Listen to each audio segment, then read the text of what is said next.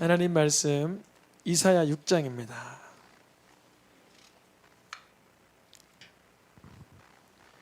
1절에서 4절까지 한 절씩 읽겠습니다. 우시야 왕이 죽던 해에 내가 본즉 주께서 높이 들린 보좌에 앉으셨는데 그의 옷자락은 성전에 가득하였고 스랍들이 모시고 섰는데 각기 6날개가 있어 그 둘로는 자기의 얼굴을 가리었고 그 둘로는 자기의 발을 가리었고 그 둘로는 날며 서로 불러 이르되 거룩하다 거룩하다 거룩하다 만군의 여호와여 그의 영광이 온 땅에 충만하도다 하더라. 이같이 화답하는 자의 소리로 말미암아 문지방의 터가 요동하며 성전의 연기가 충만한지라. 아멘. 연서강의 남유다 선지자 이사야 오늘 5번째 시간입니다. 방금 읽었던 이사야가 선지자가 경험한 이 천상 세계의 체험은 이사야뿐 아니라 에스겔, 사도 요한 동일하게 체험했습니다. 성경을 이렇게 좀 읽어보신 분들은 아실 거예요. 그래서 이사야만 이 독특한 체험을 한 것이 아니라 그 남유다 포로기 때 에스겔도 천상을 보며 이 신비로운 체험을 했고 로마의 압제 속에서 많은 사도들이 죽어갈 때 사도 요한도 반모섬에서 이와 같은 환상과 계시를 경험했습니다. 또 특별하게 경험한 사람들이 있는데 예수님의 제자들도 변화산에서 이 천상의 세계를 보게 됐어요. 우리 새생명교회도 이러한 특별한 영적 체험이 있기를 축복합니다. 그래서 새생명교회 문지방의 터가 진동을 하며 성전의 연기가 하나님의 충만함으로 넘실대기를 축복합니다. 사도 요한이 경험했던 이사야가 경험했던 이 이야기는 그림으로 그리면 이런 모습입니다. 먼저 말씀을 보면 이렇게 돼 있죠. 그림 보기 전에 말씀을 먼저 잠깐 보겠습니다. 천사가 날개가 6개가 있는데 먼저 어디를 가렸대요? 얼굴을. 이건 뭐를 뜻하냐면요, 겸손을 뜻하고요, 자기의 얼굴을 낮춤을 뜻합니다. 여러분, 겸손은 하나님 일하시는데 아주 선용되는 도구입니다. 겸손하면 주님이 쓰십니다. 겸손할 때 크게 쓰임 받는 거예요. 둘째, 어디를 가렸대요?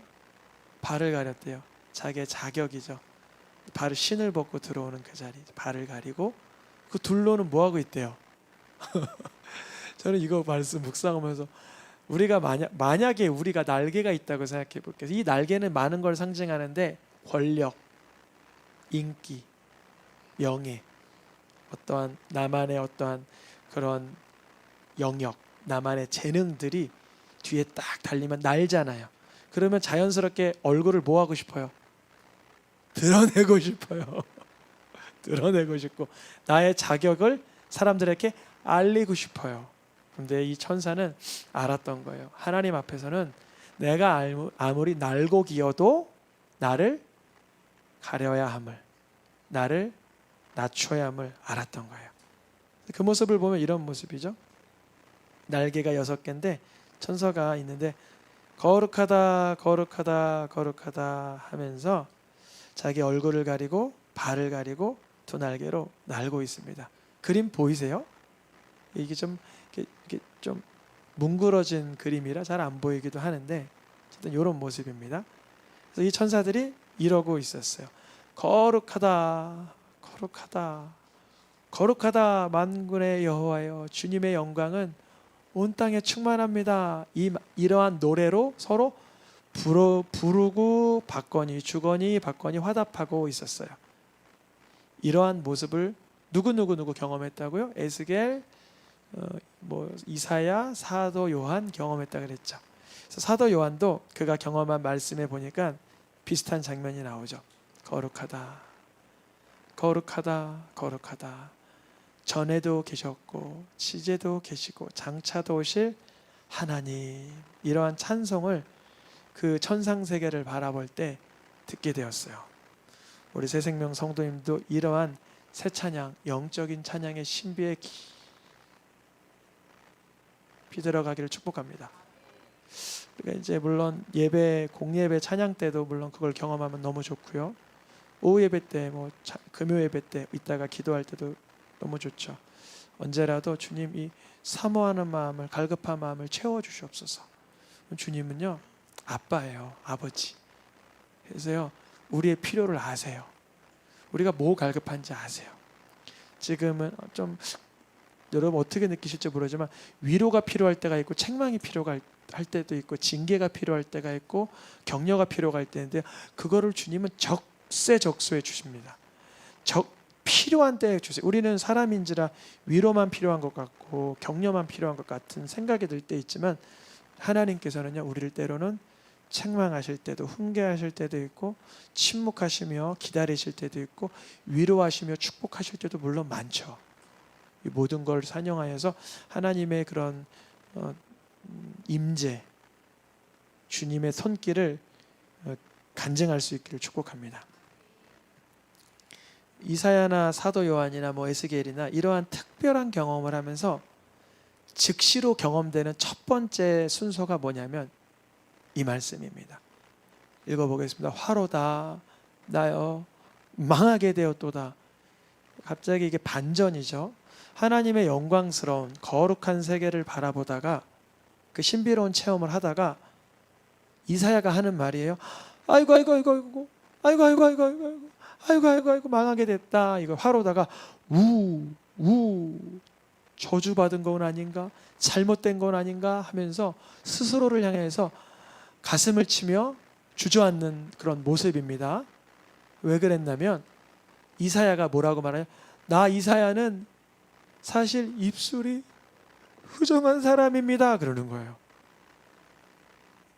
이 입술이 부정하다는 거를 우리가 그리스도인이기 때문에 우리들끼리 있으면 잘 모르는데요. 하나님 나라의 그런 성령의 거룩한 임재를 맛본 뒤에는 나의 이 부정한 부패함의 수위를 발견하게 된다는 거죠. 나 죄인이에요. 맞아요. 그렇게 깨닫는 것도 중요한데요. 이사야가 물론 선지자이기 때문에 그의 삶이 좀 구별되어 있을 거예요. 왕궁 선지자라고 해서 선지자 중에 선지자거든요. 나름 하나님 앞에 깨어있던 사람인데도 그도 하나님 앞에 자신의 부정함을, 부패함을 확연히 보게 되는 거예요. 이걸 뭐라 그러냐면 거듭났다 그래요. 거듭났다. 다시 태어난 거예요. 이사야가 물론 하나님의 콜링, 하나님의 부르심, 하나님의 사인, 하나님의 비전을 받은 사람이지만 천상세계를 경험하니까 나의 부정함을 발견한 뒤에는 하나님 앞에서 정말 절박한 심정으로 넘어질 수밖에 없었어요. 바짝 주저앉는 거죠. 이러한 과도기가 반드시 있어야 됩니다. 그런 사람이 예수님을 믿게 되는 거예요. 내가 부정해야 나를 깨끗이 하시는 그리스도를 믿게 되는 거예요. 내가 부정함을 알지 못하면 평생토록 이 부정한 입술로 죄송합니다. 예수 믿는다고 스스로 오해하면서 그 부정한 열매를 먹으면서 살게 되는 거예요. 너무 안타깝죠. 그러니까 주님 이사야와 같은 경험을 우리에게도 주시옵소서. 구하시길 축복합니다. 사도 요한도 비슷한 경험했다 그랬잖아요. 사도 요한이 천상세계 경험할 때 비슷했어요. 죽을 것 같은 거예요. 사도 요한이 1장에 보니까 천상세계를 보고 나서 아이고 내가 어떻게 하면 하나님의 일을 내가 감당할 수 있으랴 하면서 죽은 자와 같이 됐었어요. 주님이 어떻게 하세요? 두려워하지 말라. 내가 처음과 끝이다. 너를 완벽히 함께하고 도울 거다라는 감동을 주세요. 19장에서도 사도 요한이 천상세계를 또 경험하는데 누구에게 경배하려고 그러냐면 천사에게 경배하려고 그래요. 천사가 뭐라 그래요? 삼가 그리하지 말고 오직 하나님께 경배하라. 이렇게 따끔하게 알려주는 거예요. 그러니까 여러분 사도 요한 같은 대사도 요한도 요한 1, 2, 3, 4, 요한복음 쓰고 요한 계시록까지도 쓴 그 하나님의 복음의 정말 그런 아주 베테랑도 천상세계를 경험하니까 죽은 자처럼 쓰러질 수밖에 없었고 하나님 나라를 경험하면서 영적으로 실수할 수도 있었다는 거죠. 그래서 우리도 이 특별한 체험, 이 놀라운 불같은 체험이 있기를 축복합니다. 그때 이사야를 화로다 나야 망하게 되었도다 했던 이사야를 하나님 아빠께서 가만두셨습니까? 아니죠. 천사를 시켜서 그 부젓가락에 숯불을 가지고 이사야가 지금 자책하고 죄책하고 절박하게 애태우고 있던 그 입에다가 숯을, 여러분 숯 손으로 잡아보셨어요? 아이고, 저는 냄비를 잡아봤어요. 냄비 끓는 냄비를 모르고 잡았어요. 모르고 이 냄비 끝에가 불 위에 올라간 줄 모르고 그냥 잡은 거예요. 아, 뜨거워 하면서 던질 수는 없으니까 살짝 났는데도 튀긴 했어요. 그때 여기 가족들 몇 분 계셨는데 손이 이렇게 부었어요. 하얗게. 그런데 이제 이 이사야도 자신의 그 부정함을 어쩔 줄 모르고 있으니 이제 이건 실제적으로 핀 수술 혀에 대해서 혈이 불탄 건 아니지만 아마 환상 가운데 자기의 입이 더러움이 쓰러져 버리는, 더러움이 이렇게 씻겨 내려가는 그 희한한 체험을 했을 것 같아요. 우리 성도님들에게 이런 놀라운 축복이 임하길 축복합니다. 저도 뭐 이번에 여기가 타듯하면서 아프면서도 주님께 주님 기뻐하는 마음만 주세요 구하니 주님이 그래도 불쌍히 여겨주신 것 같아요. 어여삐 여겨주신 것 같아요. 이사야가 이런 경험을 하는 거예요. 자기의 죄성을 발견한 이사야에게 하나님은 속죄의 은혜를 즉시 베풀어 주는 거예요. 그러니까 죄의 깨달음과 하나님의 자비 사이에는 간극이 없어요. 사이가 없다는 거예요. 그러니까 세상에서는 율법은 뭐냐? 죄만 가르쳐주고 죄책감과 자책감에 죽게 만들어. 누구죠? 가룟 유다. 가룟 유다가 죄 깨닫고 죽잖아요. 그리고 사울왕, 자기가 할례 받지 않은 자에게 공격받는다고 해서 자기의 그런 어떠한 노여움으로 또 죽잖아요. 회개가 없는, 자유함과 자비가 없는. 그러나 이사야는 하나님을 인격적으로 만나는 거예요. 너희 죄가 속죄되었다. 그러면 이제 이사야는 어떤 사역을 감당할 수가 있냐면 이제는 중요합니다. 자신의 죄를 깨닫고 속죄받은 사람은 상대의 죄를 용서할 수 있는 권능이 생겨요. 이게 바로 예수님께서 사도들에게 말씀하신 요한복음 끝장의 얘기예요. 너희가 누구의 죄든지 용서하면 사하여지겠거니와 너희가 가만두면 그대로 있게 된다. 물론 예수님의 보혈이 용서하는 거죠. 근데 그 복음을 선포해야죠. 근데 그 복음을 받지 않으면 그대로 있게 되는 거죠. 이거는 이제 복음 선포적인 개념도 그렇지만 가족 간에도 친근한 이웃 간에도 관계도 마찬가지예요. 그를 용서하고 사죄를 구하며 이 용서의 삶과 사죄의 능력을 누리라는 거예요. 이렇게 이사야가 입에 자기 더러운 것이 태워버리는 경험을 하니까 다른 사람이 속죄함을 선포받을 수 있도록 선포하는 사역을 감당할 수 있게 되는 거예요. 누구든지 용서 못할 사람이 없다라는 걸 발견하게 되는 거예요. 이건 놀라운 거예요. 아주 기적적인 일이에요. 이게 바로 신비예요. 나는 그 사람은 용서할 수 없어 라는 또렷한 인식이 사라지는 거예요. 그 사람은 너무나 좀 심해 이런 마음이 태워지는 경험을 받아요. 그래서 이사야가 40장 가서 무슨 선포를 합니까? 읽어보겠습니다. 노역의 때가 끝났고 죄악이 사함 받았다 라는 말을 누구를 통해서 이 선포가 돼요? 이사야를 통해서. 그래서 이사야가 자기가 자기 입에 그 부정함이 태워지는 경험을 통해서 하나님은 어떤 부정함도 용서할 수 있는 권능이 있는다라는 걸 발견한 거예요. 그 대상이 누굴지라도 지금 이사야 40장 이 시대에 그 시대의 남유다 백성들은 얼마나 하나님 보시기에 죄악이 넘실댔습니까? 그런데요, 하나님께서 죄를 사하여 준다는 그 선포를 이사야는 실감나게 할 수 있는 거예요. 자신이 그 경험을 했기 때문에. 이사야는 죄악이 용서받는다는 이 메시지를 전할 수 있는 담대함과 용기와 그러한 실력이 부어진 것입니다. 이제 이사야는 사역자로서 준비가 됐어요. 죄의 문제를 다룰 수 있는 사역자가 된 거예요. 내가 용서받았기 때문에 누구도 용서 못할 죄인이 없다라는 걸 발견하는 거예요. 주의 복음을 전할 사역자로 세워지는 것이죠. 하늘에서 하나님의 음성이 들립니다. 내가 누구를 보내야 되지? 누가 우리 성삼위 하나님의 영광을 위하여 갈 수 있을까? 누가 준비됐죠 이미 지금? 이사야. 네, 제가 여기 있습니다. 우리 한번 따라해 볼까요? 내가 여기 있나이다. 나를 보내소서. 어디다 보내시면 좋을까요? 사람들마다 다르죠. 동네가 다르고 마을이 다르고 회사가 다르고 사업장, 학교가 다르잖아요.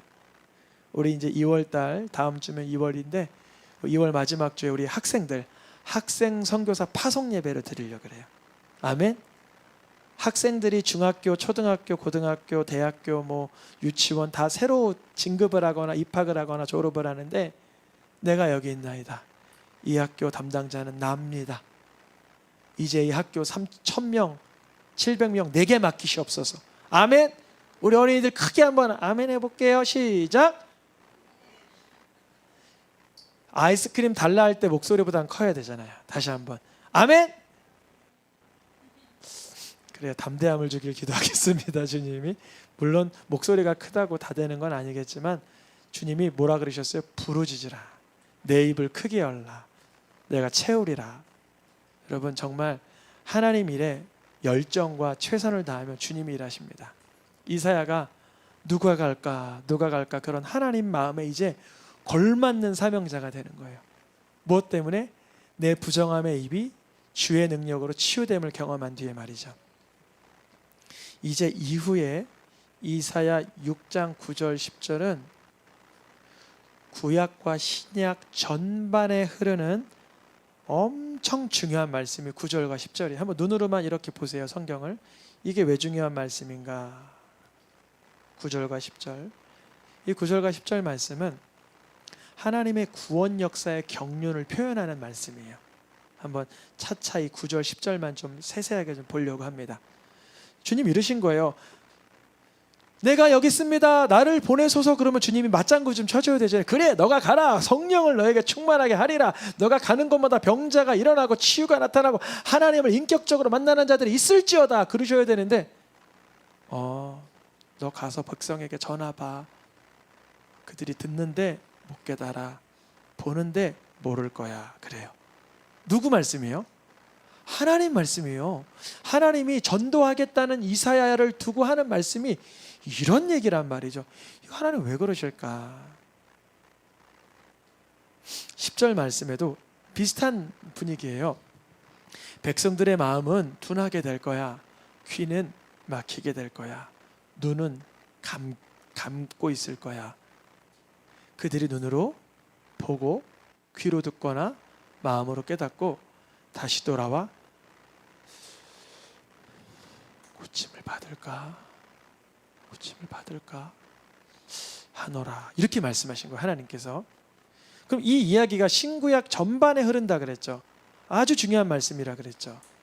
구원의 경륜은 하나님의 이런 하나님의 특별한 이 하나님의 지혜가 들어가 있는 말씀이라 그랬죠. 그래서 요 똑같은 말씀들을 차근차근 찾아가 봐야 돼요.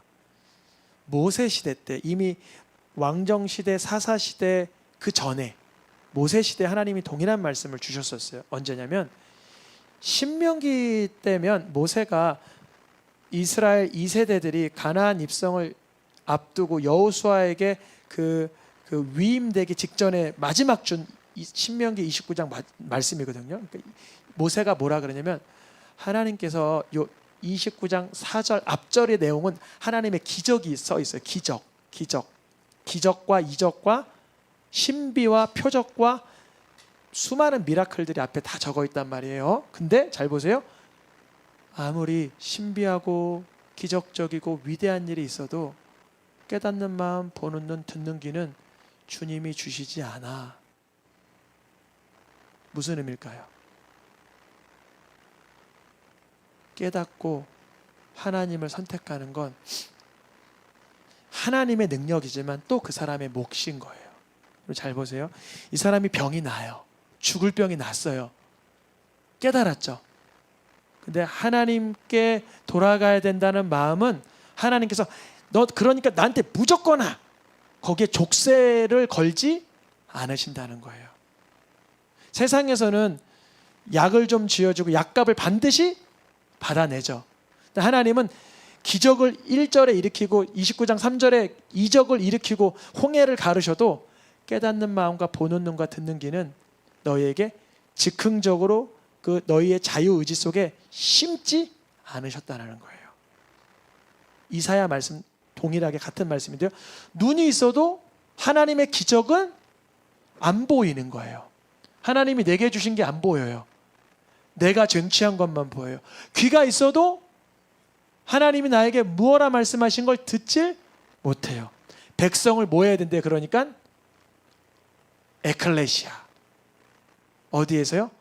그 세상의 무욕, 세속, 음욕, 타락, 우상욕구에서 끌어내야 된다는 거예요. 그래서 때로는 하나님이 듣는 마음, 보는 눈, 깨닫는 마음, 영안의 눈이 열리라고 세속적인 걸 차단하실 때가 있어요. 그래서 동일한 흐름의 말씀들을 몇 개 더 봐야 됩니다. 예레미야에서도 같은 말이죠. 예레미야 시대에도 이 백성은 눈이 있는데 하나님이 하시는 일을 영안이 안 열리는 거예요. 근데 그 말로는 말은 해요. 하나님이 하셨겠다라는 말은 해요. 근데 그걸 안 보이는 거예요. 귀가 있는데 하나님의 말씀을 못 듣는 거예요. 본론이 있는데 안 보는 거고, 들을 귀가 있는데 안 듣는 거예요. 이들을 향하여 주님은 뭐라 그래요? 반역하는 족속. 그러니까 하나님의 기적과 표적과 이적이 부족한 게 아니라는 걸 우린 반드시 깨달아야 돼요. 그럼에도 불구하고 여러분의 기도 제목은 붙들고 기도합니다. 그거는 저의 책임이에요. 그러나 하나님의 역사가 나타날 때 그거를 믿음으로 받을 건 우리 성도님들의 사모함이 돼야 돼요. 다시 보겠습니다. 예수님도 이 말씀을 그대로 사용했어요. 예수님께서 똑같이 살면, 여러분 중요한 말, 이제 여기서 하이라이트, 여기서 이제 풀어져요. 왜 풀어지냐면 이 백성들은 마음이 근본적으로 완악한데 하나님의 말씀을 계속 듣는데 그 듣는 방식이 둔한, 여러분 세상에서 어떠한 이득이, 여러분 보너스를 타기 위해서는 이렇게 해야 됩니다. 그러면 그거 잘 들어요? 잘 안 들어요? 잘 듣죠. 아, 이렇게 해야 보너스가 되는구나. 이렇게 해서 내게 이게 유익이 되는구나. 그걸 잘 들으려고 그럴 건데 하나님의 말씀 듣는데 죄송합니다. 둔한 거예요. 그리고 말씀을 듣는데 그냥 원래 세상 거는 또렷하게 보려고 그럴까? 어떻게 골라야지, 사과를 하나 골라도 맛있는 걸 골라야 되는데 말씀은 그냥 그렇지. 눈으로 보고 귀로 듣고, 여기가 핵심입니다. 마음으로 내가 깨달아. 여기서 내가가 누굴까요? 네 개가 누굴까요? 네 개. 예수 그리스도죠. 이걸 제가 실제로 경험했어요. 제가 누구에게 복음을 전하는데 그 사람이 이러더라고요. 나 교회 나중에 갈래. 그래서 왜요? 내가 교회 가서 깨달아서 담배 끊고 술 끊고 게임 끊고 도박 끊고 뭐 술집 가는 거 끊고 내가 살던 삶을 고칠까 봐 두려워. 이제 이해되시죠? 무슨 말씀인지. 하나님 말씀 받을 때 내가 깨달아질까 봐 두려운 거예요. 어떤 분들은 부흥회 때 최대한 가신대요. 은혜 받았다가 내가 헌신할까 봐. 이게 뭐 부흥회 때 내가 은혜 받아서 헌신할까 봐 그게 무서운 거예요. 그래서 예전에 선교한 것 같은 거 하면 청년들이 고민 많이 했어요. 보통 가면 10명 청년들이 한둘은 꼭 선교사님 그거 서원하니까 꼭 그렇게 되더라. 그걸 봤던 분 사람은 예수님께 고침받을까 내가 두려워. 이제 아시겠죠? 이제 오늘 이사야 이 6장 9절 10절 말씀이 이사야 사역의 포인트라는 걸 아시겠죠? 그 개인적으로는 그가 거듭나서 죄의 자유함이 되고 하나님이 용서받은 게 핵심이겠지만 이 이사야의 사역, 또 우리들의 사역 가운데 핵심은 수많은 이들이 말씀을 듣지만 사실은 듣는 그 기쁨에서만 멈추고 깨닫지는 못하고 뭔가 보기를 원하는데 보고 알지는 못하고 마음을 둔하게 하고 귀를 막히게 하고 눈을 감기게 할 거예요. 왜냐? 내가 희생하며 순종하며 헌신하며 충성할까 봐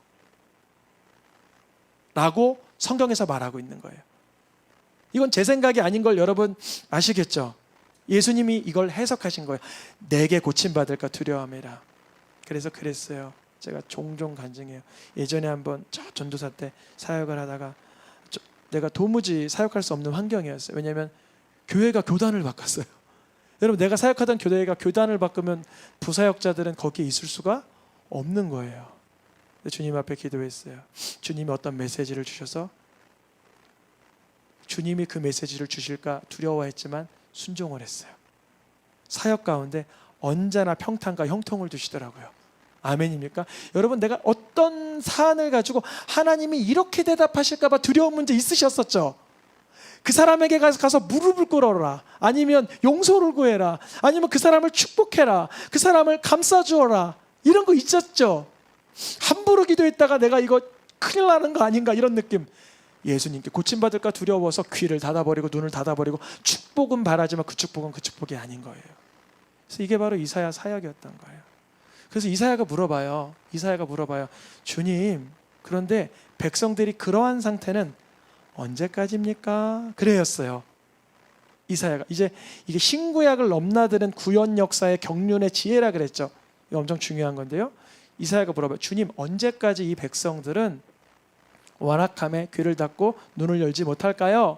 네, 하나님, 성삼위 하나님께 뭐라 대답하냐면 황폐를 거듭할 때까지라 그래요. 황폐를 거듭할 때까지. 너무 심한 거 아닌가? 그렇습니다. 인간이 너무 심한 거 아닐까요? 여러분, 일찍 깨닫길 축복합니다. 황폐가 3번 반복되면 사실 이제 끝이라는 거죠. 일부러 성경에서 완전수를 말하는 건데요. 이 황폐 때 그때 이제 귀가 열어지는 거. 말씀 들어야 되는구나. 주님 편에 기뻐하는 걸 살아가야 되는구나. 이걸 알게 되는 거. 요 어린아이들, 학생들, 황폐 3번 하지 말고 미리 깨닫길 축복합니다. 저 무슨 말인지 모르지만 황폐 3번은 좋은 거예요? 너무 나쁜 것 같아요? 너무 나쁜 거예요. 건강, 성적, 관계, 모든 게 다 황폐되면 안 돼요. 그렇죠? 건강해야 되고 관계가 좋아야 되고 일이 열려야 되잖아요. 그럼 주님 앞에 무릎 꿇고 기도하고 말씀을 들어야 됩니다. 주님, 근데 그럼 끝이네. 뭐야, 하나님은 망하게 하시는 분인가? 이렇게 말씀하세요. 10분의 1이 남았을지라도 그것마저 황폐하겠지만, 다 황폐해요. 결국은 여기서 여지를 두지 않아요. 황폐 10분의 1이 남아도 황폐하게 될 거지만, 여러분, 나무가 밑둥이 탁 잘려도 밑둥은 남아있던 것처럼 하나님은 남기는 자가 있다는 거예요. 남기는 자가 있다는 거예요. 거룩한 씨가 남을 자니라. 이사야가 충격을 먹었을 거예요. 이 백성 다 살려야 되는 줄 알았는데 황폐함을 지나지 않으면 살아나지 못할 자가 있는 거예요. 그러면 이게 왜 신구약을 흐르는 말씀이냐? 이 남유다 백성들이 결국 황폐 바벨론과 아수르와 헬라와 로마에 지나 황폐함을 거듭하죠. 잘 보세요. 그때 이 동일한 말씀이 2번 다 나오는 신약의 복음서가 있는, 신약의 말씀이 있는데 사도행전과 로마서예요.